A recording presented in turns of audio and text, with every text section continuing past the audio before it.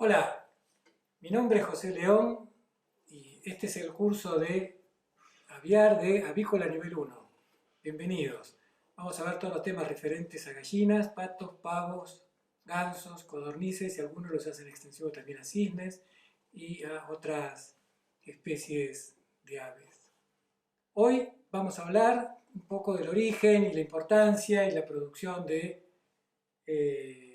carne y huevos de gallina. ¿Sí? Sabemos que las aves aparecen en el mundo hace aproximadamente unos 150 millones de años. Estamos hablando del origen filogenético de las aves. Filo quiere decir afinidad, genético viene con la genética, con la génesis, de cuál fue el origen de las aves. Y se conoce, si bien hay un montón de cabos sueltos y de cabos así perdidos, se sabe que en algún momento, hace 150 millones de años, estaban por un lado los dinosaurios y por otro lado los acrosaurios. Estoy hablando de aves en general. Los acrosaurios, a diferencia de los dinosaurios, que es lo que más tal vez conozcamos nosotros por las películas de Jurassic Park y todo lo que sabemos que hemos estudiado en el secundario, se ocupan del tema de los reptiles y las aves. Los reptiles y las aves están en el grupo de los acrosaurios, no en los dinosaurios. La gran diferencia es que por lo general tienen pico, no tienen dientes y tienen sacos aéreos, los reptiles también. Las cosas comunes que tienen los reptiles y las aves es que las aves son ovíparos, poseen escamas en gran parte o en mucha parte de su cuerpo, tienen glóbulos rojos con un núcleo central y tal vez la diferencia más espectacular de todas y la diferencia más notable que tiene con los mamíferos es que el portador de la condición sexual, en este caso es en las hembras, que es ZW, y los machos son homogaméticos, son ZZ. Recuerden, en mamíferos el macho es XY y las hembras son XX. Aquí es al revés. Y además la denominación es diferente. El monogamético es ZZ y el heterogamético, que es la hembra, es ZW. Las aves, pájaros en general, estoy hablando de hace 150 millones de años atrás, se diferencian de los reptiles y de los dinosaurios porque tienen un pico sin dientes, o sea que no pueden masticar. Esto tal vez parezca tonto, pero tiene que ver con muchas cosas que vamos a ver en las clases sucesivas, alimentación y nutrición. El hecho de que no tenga dientes, no pueda masticar, hace que tenga características muy especiales. Las aves por lo general dentro del grupo de los predadores y de los predados, si bien son predadores de insectos y de pequeños animales, también son predados por animales superiores. Entonces siempre están como a la defensiva, escapándose, huyendo en los árboles, y es una cosa que no pueden hacer es quedarse a disfrutar la comida, por decirlo de alguna manera. Entonces con su pico captan, cortan, raptan, cortan y degluten y se van. También las aves tienen de los dos ovarios, se atrofia el ovario derecho, solamente funciona el ovario izquierdo. Otra cosa muy importante que en las clases sucesivas vamos a ver cuál es la importancia de que tengan un solo ovario con el tema de que pongan un huevo todos los días. Son homeotermas, los reptiles son de sangre fría. Las aves están adaptadas al vuelo, no todas, pero los reptiles casi ninguno. Y tiene la característica de que esos sacos aéreos que tiene están comunicados con unos huesos neumáticos que hace que le dé una característica muy especial, la respiración que tienen las aves, que implica una oxigenación permanente por el hecho de tener que volar y la potencia y la cantidad de combustible que tiene que metabolizar hace que estén siempre oxigenando, tienen sacos aéreos, además de los pulmones, y estos sacos aéreos están comunicados con los huesos. Estos huesos son más livianos y a su vez están algunos huesos insertados en algunos huesos donde muchas veces puede haber un circuito completo hasta la parte del cañoncito de las plumas. Muy interesante. Aves en general, y la primera noticia que se tiene de todos estos eslabones perdidos que hay, porque la verdad que mucha documentación de 150 millones de años no hay. El primer eslabón que aparece en Alemania, en Baviera, aparece una litografía, un ave que quedó atrapada, quedó incrustada, es el Archaeopteryx lithographica, que se puede denominar que es la primera ave que se tiene conocimiento, ahora se la voy a mostrar, que es denominada el primer ave, ahí se puede ver que es un animal incluso que tiene dedos, con uñas, tiene escamas, tiene pluma, y tiene una quilla, que es el esternón, es el hueso este central donde las costillas convergen en el pecho y donde se insertan los músculos pectorales, tan importante para volar, hace que tenga una quilla, una formación perpendicular al esternón, lo hace un hueso bastante particular, lo vamos a ver en la clase de anatomía y vamos a ver algunos ejemplos físicos concretos, hace que todos los músculos pectorales necesarios para el vuelo aumenten la superficie de arraigue hacia el esternón, de manera tal de poder tener una pechuga bien desarrollada. Y esta ave, esta de Archaeopteryx, se encontró, data de 5 millones de años atrás. Vamos a verla. Aquí la tenemos. Esta litografía fue obtenida en Baviera, en Alemania. Data de 5 millones de años. Recordemos que empezamos con la formación de la separación entre dinosaurios y aves hace 150 millones. Un montón de eslabones perdidos hasta que a los 5 millones de años nos encontramos con esto. Aquí podemos observar un ave bastante definida, tal vez nada que ver con ningún ave comercial de hoy, simplemente es un pájaro probablemente muy volador. Se notan perfectamente las plumas de las alas, cómo están insertos en los carpos y en el cúbito. Se ve una sola pluma que oficia de timón atrás, pero bueno, pueden notarse casi todos sus huesos, pueden verse casi todas las plumas que conforman y dan la característica del ave. Hasta incluso puede notarse en los dedos, tanto de los pies como de las manos, la presencia de uñas, cosa típica y característica de las aves y gallinas actuales.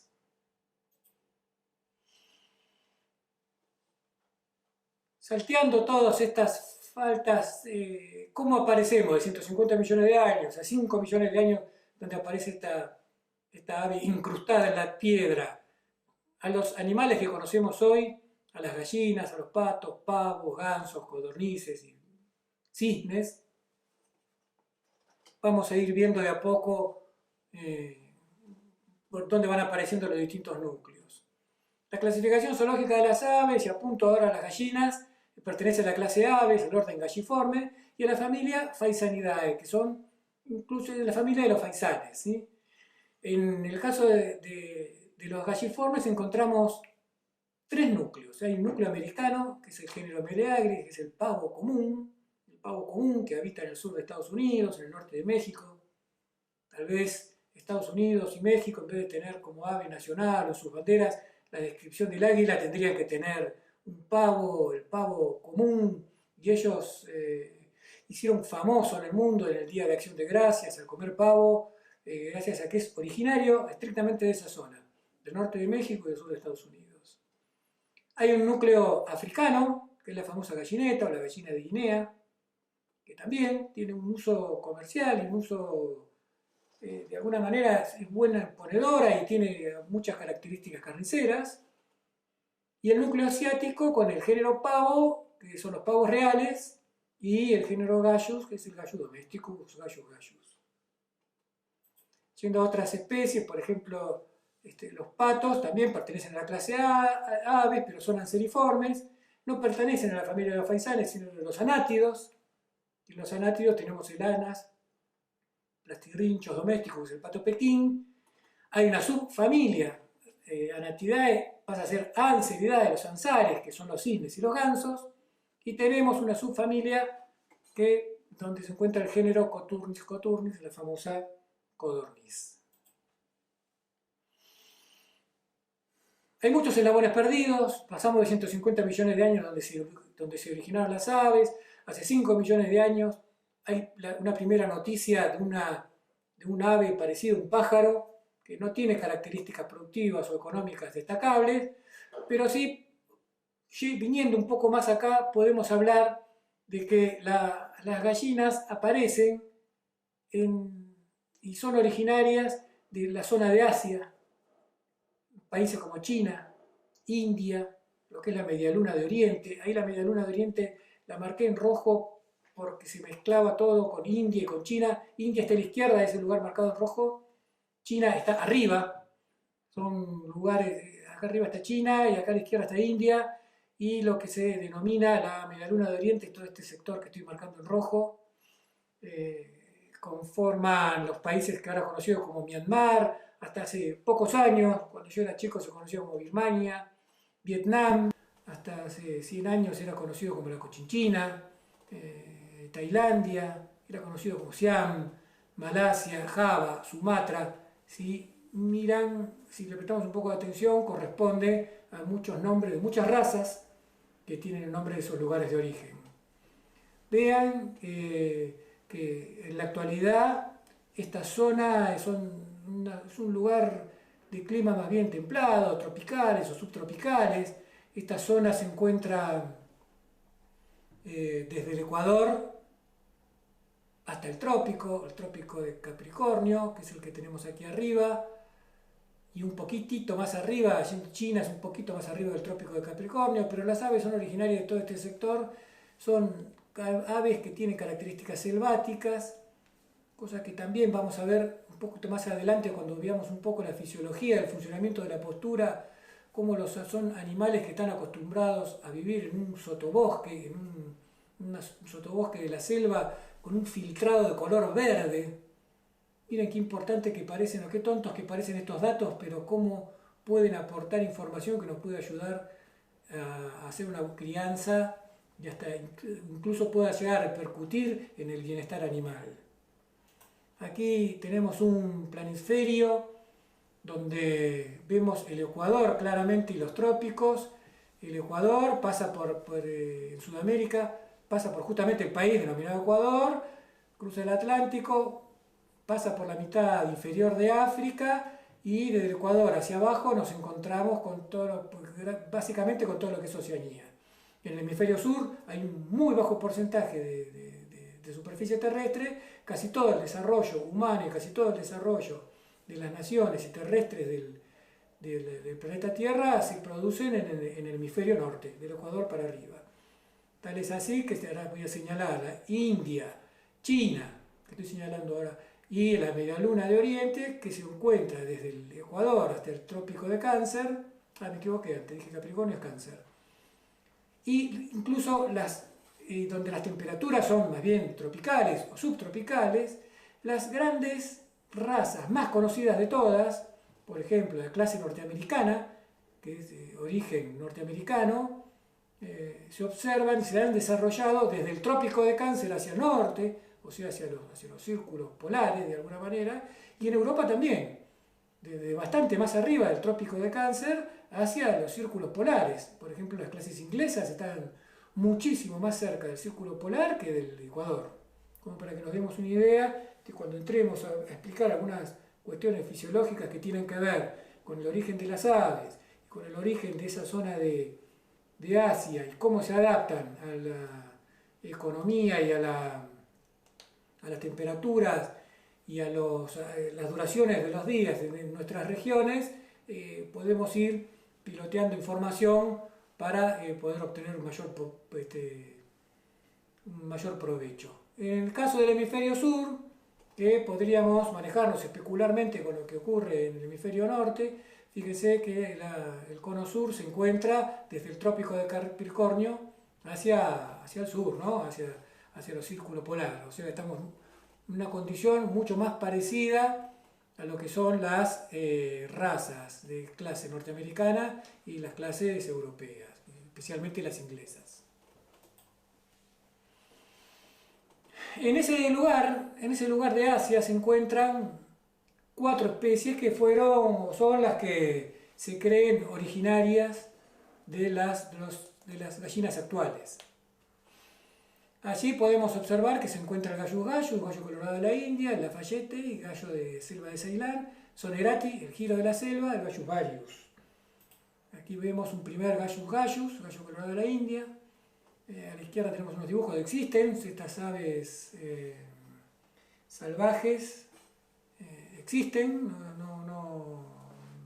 no tienen importancia comercial, al menos conocido por ahora, y tienen una producción controlada a través de los zoológicos y bueno, la guarda a través de bancos de espermas y de bancos genéticos, perdón. Aquí podemos ver una especie que es una especie que podríamos denominar aquí en la foto de la derecha, de arriba a la derecha, es un macho que tiene características de un gallito rojo de alguna manera salvaje que se puede observar en los campos nuestros, dado que cuando se entremezclan los caracteres atávicamente se retroceden las razas y las líneas retroceden a los fenotipos que le dieron origen, entonces es muy común ver este animal, pero podemos ver que es un animal que tiene una cresta simple, tiene una orejilla blanca, dos barbillones bien marcados, tiene una pose que nosotros denominamos banquivoides, a diferencia de los malayoides, de un animal malayo, una raza malayo, ubíquenla, que tiene un porte más bien vertical. Esto es importante porque hace que las especies sean diferentes porque la columna vertebral entra por abajo de la cabeza, ¿sí? Como ser humano, nosotros la columna vertebral entra de abajo, el foramen occipital está de abajo, mientras que en una vaca o en un perro viene desde atrás hacia adelante y entra por atrás. Y en un malayoide entra por abajo, en un estilo banquivoide como este Gallus gallus es más de atrás la entrada del foramen, lo cual hace que a veces no sepamos muy bien de qué tipo de especies estamos hablando. Estamos tratando de ubicar cuáles son los ancestros de las gallinas. Uno de ellos es el más importante, el Gallus gallus, otro es este Gallus lafayette, y también de la misma zona de distribución, es parecido. Tiene una cresta simple, también aserrada, bastante exótico el animal, tiene dos barbillones, la cantidad de plumas, bueno, por ejemplo, atrás estos tres primeros que voy a hablar tienen 14 plumas atrás en la cola del timón, tienen 7 de un lado y 7 del otro. Recuerda que las gallinas también tienen, o deberían, por lo menos tener 14 plumas en las alas, en las plumas que corresponden al timón. Recuerden que las aves vuelan con sus alas, tienen unas primarias, una secundaria, que es la que ejercen el mayor efecto para volar, y tienen un timón, tal como si fuera un avión, esa es la parte del timón que usan para doblar, para la izquierda y para la derecha. Cuando están en vuelo, ese timón queda aplanado hacia atrás, queda abierto, pero cuando están en situación de estático o corriendo, la pluma, el timón queda vertical y van balanceando a medida que corren, como si, imagínense, no sé, el correcaminos, con su cola balanceando al doblar a la izquierda y a la derecha, con la cola parada ayudándose para doblar.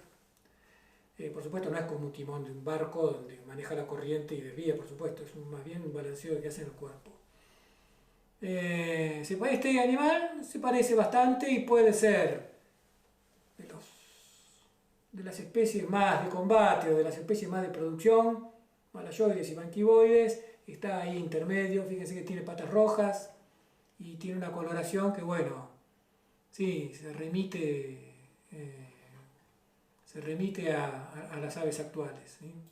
Aquí tenemos un Gallus unerati, un giro de la selva también, tiene una cresta simple, dos barbillones, tiene 14 plumas en la cola. Este es muy conocido y muy importante porque tiene el gen giro, tiene el giro plateado, lo cual es importante para la determinación de algunas razas e incluso muy importante para la determinación temprana del sexo. Ya lo vamos a ver en las clases futuras.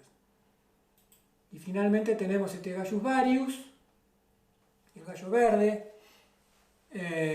Tiene más características de otra especie, tal vez sea más parecido a un faisán. Tiene una forma banquivoide que con la línea del dorso lomo así horizontal, que se parece más a las aves actuales, por lo menos a las aves actuales, no de riña, sino de producción. Tiene una cresta simple, sin aserrar, bastante rara, y tiene un barbillón solo, no tiene dos barbillones. Tiene 16 plumas en la cola. Sí, tal vez sea más parecido a un pavo que a una gallina, por las características que estoy citando. Pero bueno, son las 4 especies que se refieren como originarias de las clases de gallinas actuales. Aquí tenemos una foto muy linda editada de todos los gallos uno tras del otro.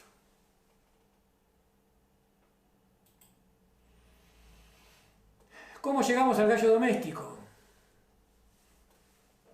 Todos eslabones perdidos, que empezamos hace 150 millones con las aves, hace 5 millones cuando apareció este pajarito incrustado en la tierra. Se sabe ahora que las gallinas comunes se originaron en Asia, y podemos ver algunos métodos más o menos técnicos o científicos de ver por qué corresponden o no corresponden a estos gallos que estamos viendo. Uno de los primeros que hizo observaciones fue Darwin, en 1800, 1850. Había observaciones muy intuitivas. Él decía que el canto del gallus gallus era más parecido que la gallina actual, que había mayor combinación genética. Eran todas cosas incomprobables porque no existía el método científico que conocemos hoy, y hay muchas especulaciones, pero bueno, mirándolo primitivamente, como comparando los fenotipos, tal vez el primer gallo que vimos, el gallus gallus, sea el más parecido a un gallo común, ¿no? Como vimos anteriormente. Después se hizo la comparación esta entre malazoides y banquivoides. Ustedes vieron que los animales tipo malayo, estos animales que se usan más de riña, tienen una conformación ósea y una conformación muscular que no se parece a ninguno de estos tres. Tienen las características de alguno, pero le falta en otro. Y los que son más banquivoides corresponden un poco más a la línea esta mediterránea, donde con la línea del dorso del lomo un poco más horizontal, y puede dar la sensación de que dé origen a una gallina doble propósito, por decirlo de alguna manera. En términos de biología molecular, ya viniendo un poco más a la actualidad, se ha logrado ver que algunas proteínas del huevo de la gallina actual son qué grado de parentesco tienen esas proteínas, molecularmente hablando, entre estas 4 especies que citamos y las gallinas actuales, y también da un indicio de que el gallus gallus podría ser el más parecido.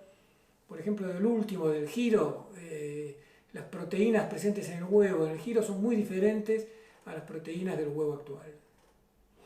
Y viniendo más acá, ya manejándose con el tema del mapeo genético y con el descubrimiento y con este tema de descubrir el mapa genético de las distintas especies, hay la distancia genética que hay entre una especie y otra, la menor distancia genética que hay entre una y otra, entre la gallina actual y estas 4 especies que se realizaron, es también con el gallus gallus, que es el que tiene menor distancia genética. En todos tienen distancia, en todos hay distancia genética, en ninguno hay coincidencia absoluta, pero el que tiene menor distancia es con el gallus gallus, es el primer gallo que citamos. Y finalmente, podemos decir que en términos de los últimos descubrimientos en la actualidad es el manejo del ADN mitocondrial. ¿Qué es el ADN mitocondrial? En las células de los individuos superiores, podemos considerar nosotros los humanos y podemos considerar también a las aves como que son superiores versus los microorganismos, ¿no es cierto? En su proceso de evolución fue como parasitado por distintos órganos. Luego estos se sofisticaron, las células conformaron tejidos, los tejidos conformaron órganos, los órganos conforman individuos, y bueno, la funcionalidad de todo esto hace que el individuo sea más o menos exitoso dentro de un complejo universal. Adentro de las células existe un orgánulo llamado mitocondria. El caso más conocido de todos es en el mundo vegetal, donde las células vegetales tienen un cloroplasto y toman agua y dióxido de carbono, y gracias a la energía solar generan una molécula de azúcar. Muy abreviadamente estoy diciendo, toman agua, toman CO2, dióxido de carbono, y gracias a la fotosíntesis se produce una materia de azúcar, de glucosa, almidón, fructosa, llamémosle como querramos manejarle, pero en definitiva es un material energético de hidrato de carbono. Y en la misma célula no lo puede aprovechar ese elemento azucarado, energético, es más bien para ser acumulado, se acumula dentro de una vacuola, se acumula dentro de un continente donde lo conserva. Cuando tiene material para poder fabricarlo, lo tiene y lo conserva y lo engorda, se engorda de alguna manera. Ahora después, para usarlo, bioquímicamente hablando, no se usa esa glucosa directamente, sino que una mitocondria toma esa y produce una molécula de ATP. Una molécula de ATP, es adenosintrifosfato, es la sustancia energética, es el verdadero combustible de la célula que tenemos los animales superiores, las plantas y las gallinas también. ¿Quién hace ese proceso? ¿Cuál es el orgánulo que hace ese aprovechamiento de energía? Es una mitocondria. Y la mitocondria tiene un ADN propio, es como si un animal exitoso, una bacteria, algo parecido a una mitocondria, entró adentro de los tejidos y produjo una, ¿cómo se llama cuando se juntan las dos? Tiene resultado beneficioso para ambos, ¿sí? Entonces, la mitocondria tiene un ADN propio, no es el ADN del individuo, sino que es un ADN propio.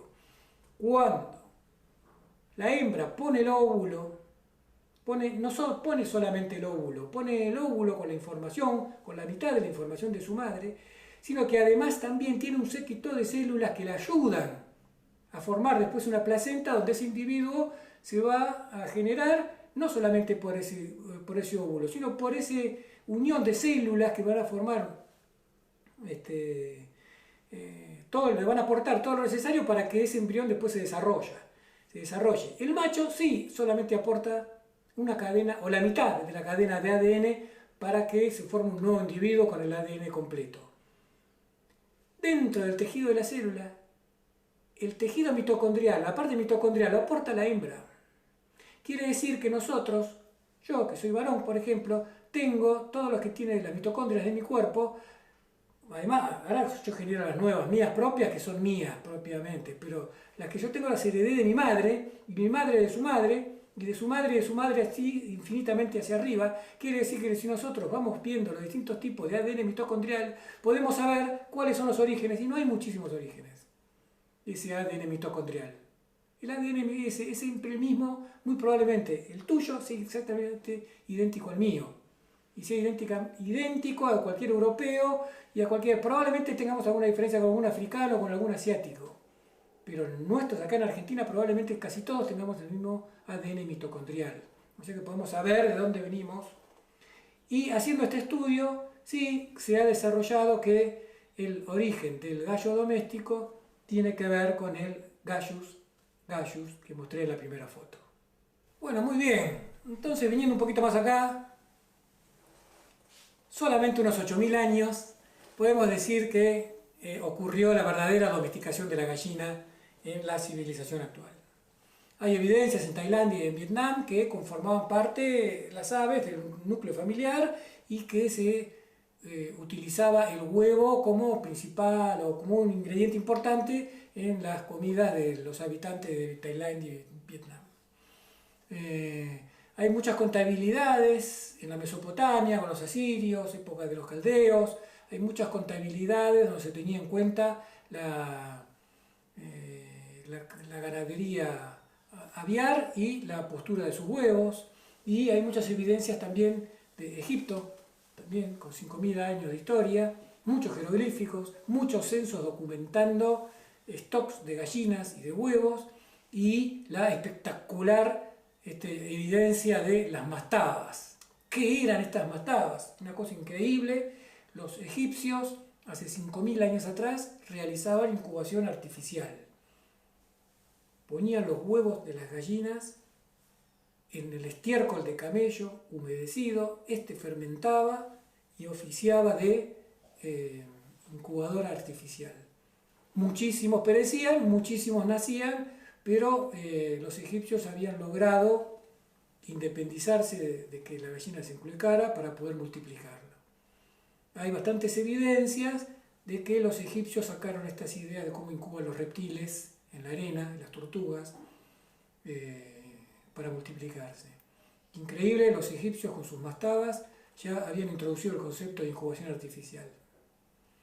Viniendo un poco más acá, hay muchas evidencias en varios escritos, por ejemplo, en el Imperio Romano. El Imperio Romano, cuando conquistó Gran Bretaña, solamente en Gran Bretaña había animales de pelea, gallinas, pero de pelea, no había animales para... Así que me imagino que el Old English Game ya existiría hace muchísimos años, hará 2000 años, porque los británicos ya utilizaban una raza para pelear, pero cuando fueron los romanos y tomaron posesión de las islas, se encontraron que no tenían la costumbre de comer gallinas, ni tampoco de usufructuar mucho sus huevos, y fueron los introductores, y lo que después se formó la raza Dorking, y fueron los que llevaron aves mediterráneas, probablemente la Leghorn, a Gran Bretaña. Gracias al Imperio Romano, estamos hablando en el orden de los 2000 años. Y también ya existen documentos de que en la era cristiana el gallo es el símbolo de la resurrección de Cristo. Recuerden que en la última cena Jesús le dice a Pedro que lo va a negar 3 veces antes de que cante el gallo. Después Jesús fue juzgado en un patio a la noche, fue juzgado ilegalmente entre gallos y medianoche. Hay bastantes evidencias de que era un elemento de la convivencia común y hogareña hace 2000 años a través de los escritos de la Biblia. Y también en esa época se reflejaba el valor de una especie pequeña en proporción a una más grande, el valor del gallo a tal punto que es el símbolo del valor de los galos en Francia. La selección de rugby tiene esa insignia, e incluso la Policía Federal Argentina, aquí en Argentina, tiene la insignia de un gallo como madrugador, como valiente y como símbolo de valor, básicamente. En Argentina, originalmente, cuando en la colonización no se le dio mucha importancia a la ganadería avícola, sí, por supuesto, a la ganadería bovina, y el introductor de las gallinas, por lo menos a nivel comercial, tanto para carne como para huevo, fue justo José de Urquiza, el gobernador entrerriano que en un momento fue una suerte de presidente de la República Argentina. Y él, en entrerriano, él fundó la colonia San José, y él trajo, en ese momento, con la cultura francesa muy importante y muy impuesta, trajo animales de Francia. Probablemente haya traído la raza Gâtinais, que hasta hace algunos años los antiguos libros los citan, y haya traído alguna doble propósito francesa. Actualmente no queda poco y nada. Yo fui a la colonia de San José a tratar de ver qué quedaba de todo lo que... Trajo mucha cantidad, no es que trajo 2 o 3, un gallo y 2 hembras. Trajo muchísima cantidad, hay datos que trajo 100.000, una cantidad muy importante. Hoy por hoy no queda ninguna evidencia de todo eso que trajo en 1880 al fundar la colonia San José. Esa colonia se fundó el 2 de julio, y el 2 de julio quedó como Día de la Avicultura aquí en la República Argentina, por lo menos el Día de la Avicultura industrial, no tanto para huevos como para carne. Aquí podemos ver unos mosaicos de 2000 años, un mosaico romano del siglo I en Glasgow, en Gran Bretaña. Otro mosaico romano del siglo I, pero esta vez en Nápoles, en Italia. Vemos que son animales... el de Glasgow puede llegar a tener alguna característica de doble propósito. Los de los napolitanos, bueno, evidentemente están riñendo. Sin embargo, da la sensación de que por supuesto, sirven para ser consumidos como carnes. ¿Cómo llegamos a las razas de hoy? Porque nosotros en realidad podemos documentarlo todo esto, pero como muchas cosas en el ámbito, en todos los órdenes, como dice el historiador Patrick Boucheron, nosotros podemos tener continuidad histórica de todos los últimos elementos más avanzados de la ciencia, en los países, en los idiomas, la economía, la historia, desde la Edad Media hasta el día de hoy. De la Edad Media para atrás son todos eslabones perdidos porque no hay ninguna documentación fehaciente, son todos datos, ustedes habrán visto que hemos tirado datos aislados de cómo se formó eso. Lo que sí tenemos buena documentación es desde la Edad Media hasta la actualidad. Podemos hablar del año 1000, la Edad Media va del año 400 al 1400, pero podemos hablar más o menos del 1000, del 1200, que es lo que viene para un país, por ejemplo.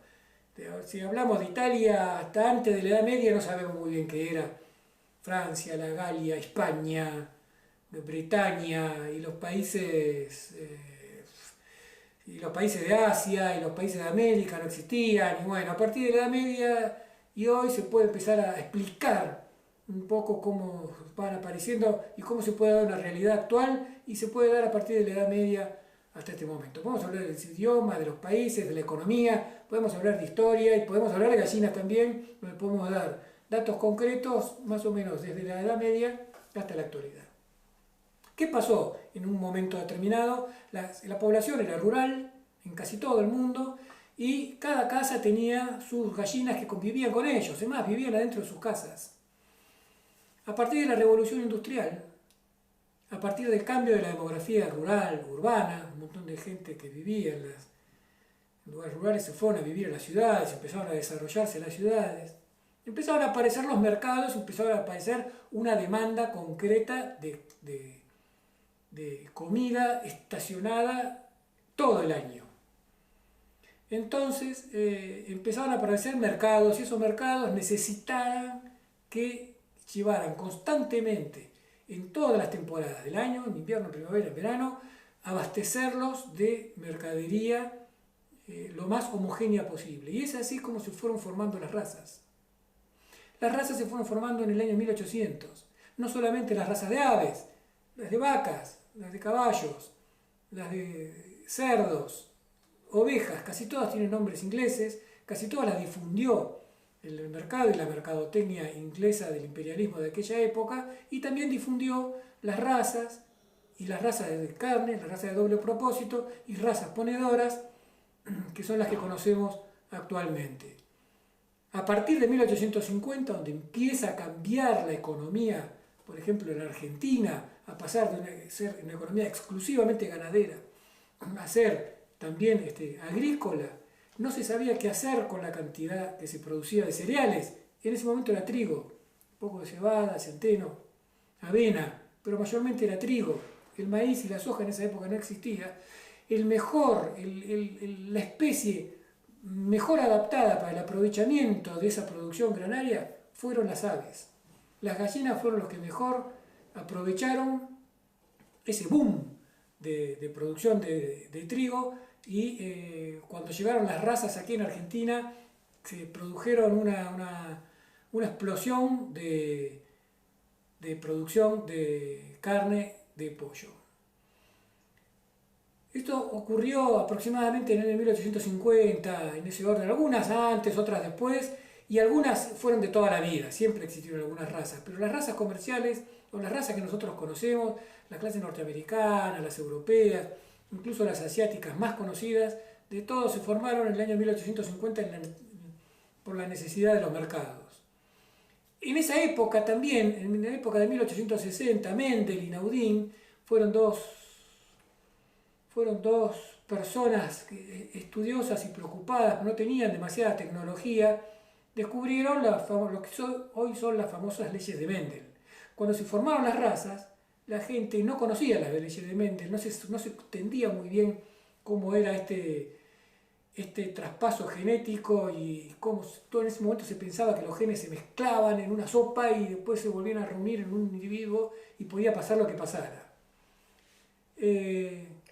Entonces las razas tomaron mucha importancia en 1800, al principio, la primera mitad del año 1900, hasta que en 1950 se empiezan a aplicar estas leyes de Mendel. Se empieza a descubrir cuál es la importancia económica que tienen.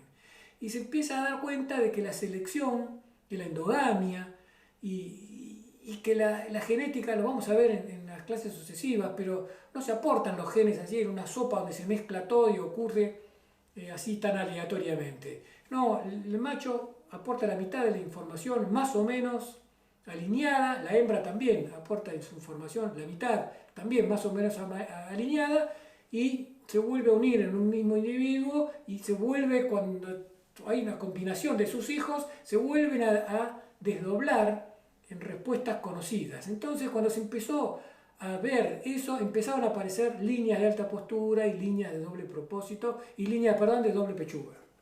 Entonces, hoy en la actualidad tenemos ya, no pierde un poco la importancia de las razas como elemento, como material para producir carne o huevos, y aparecen las líneas de alta postura y líneas de doble pechuga. Hay varias marcas ahí. En el mundo hay entre 5 y 10 marcas que tienen la fórmula para obtener las especies de alta postura o las especies de doble pechuga. Hablar de esos temas es como hablar de la fórmula de la Coca-Cola. Todos más o menos sabemos de qué consiste, pero no sabemos exactamente cuál es. Y cada empresa tiene sus marcas y las van mejorando año tras año.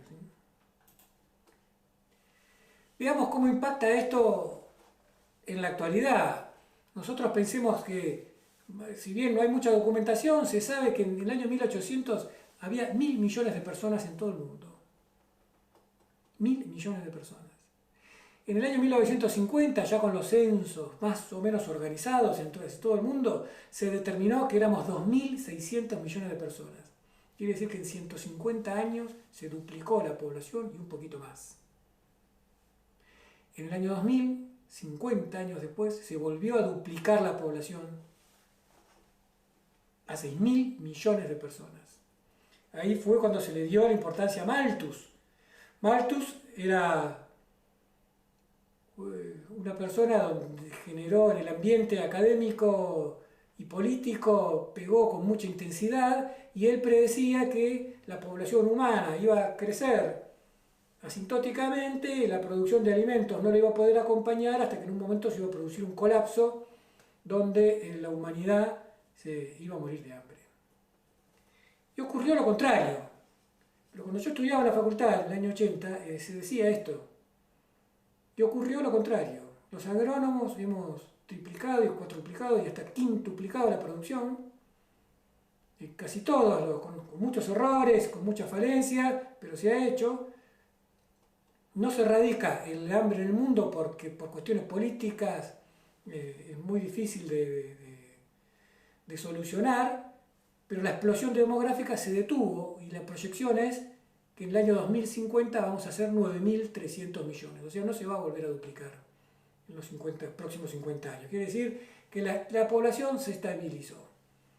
La población se estabilizó y hasta tiene un ritmo decreciente, y la producción de alimentos sí aumentó muchísimo más de lo que había pronosticado Malthus, lo cual hoy por hoy podemos tranquilizarnos de que Malthus no tenía razón, pero lo que sí podemos decir es que para el 2050 esperamos 9.300 millones de habitantes, de los cuales la mitad se encuentran en países en vías de desarrollo o subdesarrollados. De los 7.500 millones que somos en la actualidad, 4.000 millones están conformados por Brasil, Rusia, India, China, Indonesia, Pakistán, Nigeria y Bangladesh. Yo redondeé los números para facilitar la explicación, pero el año pasado, en 2018, éramos 4.000 millones de habitantes. Estos países, que no son los países más ricos, son los que tienen esa clase media famosa, esa clase baja que pasa a la clase media y quieren mejorar la calidad de vida. Y ese mejoramiento de la calidad de vida implica comer mejor e incorporar una dieta un poco más proteica, que en esa época no la tenían, y es ahí donde entra en importancia la producción de carne de pollo. 4.000 millones de habitantes que pasan prácticamente de clase baja a clase media. ¿Qué es lo que come el ser humano en el mundo históricamente y cuál es la carne que más se consume? Es la carne porcina, es el cerdo. El cerdo se come en todos los países y es la principal carne y la principal fuente de proteica animal, sacando los países que tienen una cultura muy del pescado. En casi todo el mundo se come carne de cerdo. Aquí tenemos un gráfico donde podemos ver la producción mundial de carnes en miles de toneladas. Vemos que desde el año 2000 hasta el 2015. Vemos que en la actualidad la producción de carne porcina viene en aumento, viene aumentando, aumenta, es el que mayor se produce en el mundo y ahora se está estabilizando en 110 millones de toneladas anuales y consumidas. Y vemos esta barra azul, la que está más abajo es la carne vacuna, que viene más o menos constante, pero bueno, la carne vacuna se come en los países muy ricos y en los países productores de carne, que son Argentina, Brasil, Uruguay, no mucho más, ¿no? Pero en el mundo, esto que estamos hablando acá, son millones de toneladas de carne que se comercializa en el mundo. La carne vacuna está estabilizada y tiene una tendencia hacia la baja. Y finalmente la columna en verde es el producto aviar que viene creciendo desde el año 2000, viene creciendo y se nota una tendencia creciente donde se puede decir en términos generales que la vacuna va a seguir la tendencia plana, incluso para bajar. La porcina aparentemente está alcanzando su tope, se calcula que va un poquito a bajar incluso, y se estima que la de aves viene en ascenso creciente y la estimación es que va a seguir creciendo, lo cual están todas las fichas puestas a que la producción de carne de pollo sea aumentando. Veamos, tenemos un poquito más en detalle por qué y cuál es la importancia de todo esto. Veamos, en resumen, cómo es la producción de carne de vacuna. Por ejemplo, para obtener 1 kilo de carne de vaca necesitas 7 kilos de alimento. Hablemos de alimento balanceado siempre, para hacer comparativamente de todo. Para obtener 1 kilo de carne vacuna necesitamos 7 kilos de carne de alimento balanceado. Esto lo logramos en un ciclo de 30 meses, son 2 años y medio para poder obtener un novillo terminado. ¿Quiénes son los principales productores de esto? Como vimos antes, se consume unos 60 millones de carne, 60 millones de toneladas de carne por año. Los productores son Estados Unidos, Brasil, la Comunidad Europea y China. Fíjense que nosotros no somos los mayores productores de carne de vaca.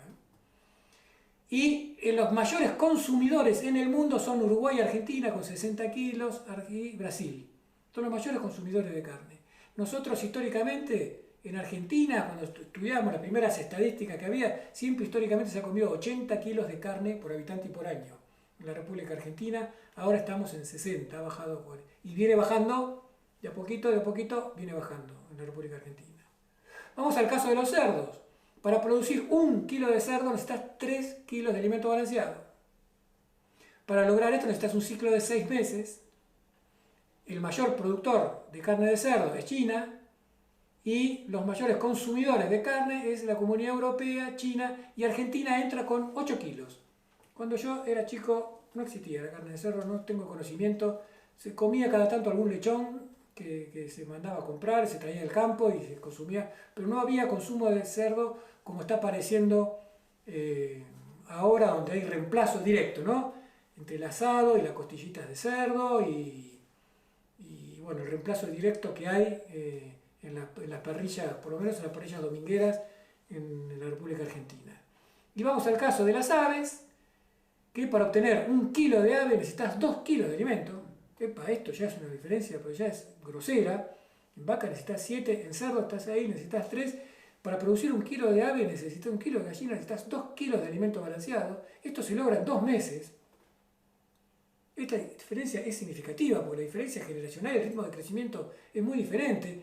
En vaca necesitas 2 años y medio, en cerdo necesitas 6 meses y en ave lo lográs en 2 meses. Es mucha la diferencia. Los mayores productores es Estados Unidos, Brasil, la Comunidad Europea y China, y los mayores productores, los consumidores son Brasil, con el franco comen 40 y pico de kilos, Estados Unidos también, y miren acá cómo aparece Argentina consumiendo una cantidad tan importante de kilos, 40 kilos por persona por año, cosa que cuando yo era chico se comía carne nada más que en los cumpleaños. Entonces, no existía la carne en la comida de íbamos a los cumpleaños de nuestros amigos y comíamos carne de pollo y Coca-Cola era una comida casi de lujo. Así que con esto le doy una perspectiva de cuál es la importancia y lo bueno que está este tema que tiene que ver con la producción de carne y de huevos versus el vacuno y el porcino, la importancia que tiene la producción de pollos. Por último, para terminar la clase de hoy, quisiera decirle dos cosas. Quiero mostrarle una curva que vamos a hablar en lo sucesivo en las próximas clases, pero quiero que vayan impregnándose de este concepto. Existe en economía, en estadística, en matemáticas en general, lo que es una curva de distribución normal. Cuando nosotros tenemos alimentos muy dispersos que no sabemos a qué responden, lo que nosotros podemos hacer es tratar de ordenarlos y al recolectar datos lo ordenamos y tenemos como resultado después una curva de distribución normal. ¿Qué estoy diciendo cuando digo esto? Digo, por ejemplo, cuando yo quiero medir la altura de los varones de la ciudad de Buenos Aires. Yo mido la altura de una población bastante grande de varones de la ciudad de Buenos Aires y tiene una altura promedio y después hay personas más altas y hay personas más bajitas. Esa distribución de alturas da una forma como la que vemos en el diagrama, que es una curva de distribución normal, la famosa campana de Gauss. ¿Sí? Tiene el cero en el medio, que se expresa así, que es el promedio de los sucesos más frecuentes, y después tenemos hacia la izquierda una diferencia negativa y hacia la derecha una diferencia positiva. Normalmente tiene esa diferencia, que se desvío o varianza, sigue una distribución normal. Vamos a ver un caso concreto. Por ejemplo, aquí estamos viendo, es la altura, la estatura de los varones de Buenos Aires en la actualidad. Por ejemplo, da que el varón normal en Buenos Aires tiene una altura de 1,70 metros. ¿Sí?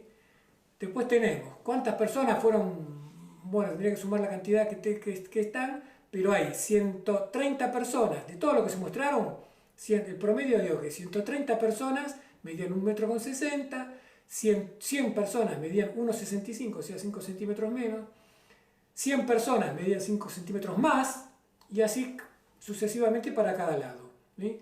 Hay muy poquitas personas que miden 1,40, 1,45, y hay muy poquitas personas que miden 1,95 o 2 metros de altura, que son casos excepcionales. ¿Sí?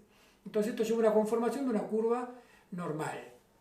Si hacemos esta misma curva para mujeres de la ciudad de Buenos Aires, probablemente es con esta misma forma, pero con un valor probablemente de 1,60 m, 1,65 m. O sea, la curva va a estar corrida hacia la izquierda. ¿Sí? Con la misma distribución, con la misma forma y con el mismo desvío. Va a haber chicas muy peticitas y chicas muy altas, pero con menor frecuencia. ¿Qué sé yo? Pues digamos un caso concreto de las gallinas. La resistencia a las enfermedades en las gallinas está dado por muchos elementos, no hay una sola forma de detectar esa. Entonces nosotros normalmente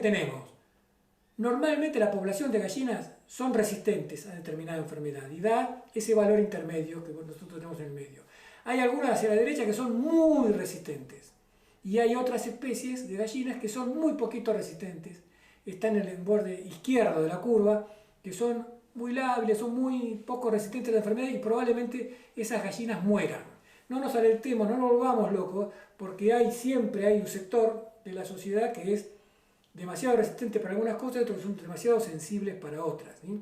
Entonces esta curva muchas veces va a responder a algunas de las respuestas que tenemos a lo largo del curso. Y finalmente, para que también puedan ver este tema matemático, quisiera contarles que es una curva de rendimientos decrecientes, también muy usado en economía y matemática, que es que nosotros cuando introducimos un factor en algún medio, variando los temas, vamos a tener una respuesta por parte del individuo que sigue la forma de esta curva.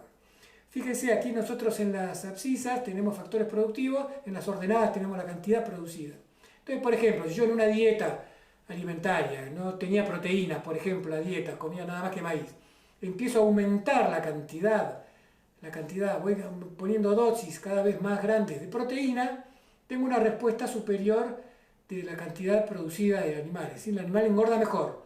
yo aumento la cantidad de proteína en la dieta y aumenta también la cantidad producida de carne. Aumenta de una forma con una curva dependiente creciente. Tiene esta forma típica de esta primera mitad. Cuando aumento ya un poco más la cantidad de proteína que yo aporto en la dieta, ya sigue aumentando también la cantidad de carne producida, pero no con la misma pendiente, ya empieza a ser más decreciente. Cuanto más aumento la cantidad de proteína que yo pongo en la dieta, también aumenta la cantidad producida, pero poquito menos, poquito menos, poquito menos, hasta que llega un momento que le aumento mucho la cantidad de proteína y ya no hay ningún incremento de más, hasta capaz que puede empezar a bajar. Hasta capaz que baja la cantidad la cantidad producida, porque ya hay mucha cantidad de proteína y ya no la puede aprovechar. Entonces siempre hay una primera mitad creciente, una segunda mitad decreciente y hay un punto de inflexión en el medio, que ese punto de inflexión es el punto de equilibrio económico y técnico que nosotros tenemos que ir buscando a lo largo de todas estas clases para tratar de entender y cómo mejorar, ser mejores personas, vivir mejor, ser más felices y aprender un poco más de avicultura. Esto es todo por hoy, nos vemos la semana que viene, muchas gracias en el segundo encuentro de la avícola nivel 1. Gracias.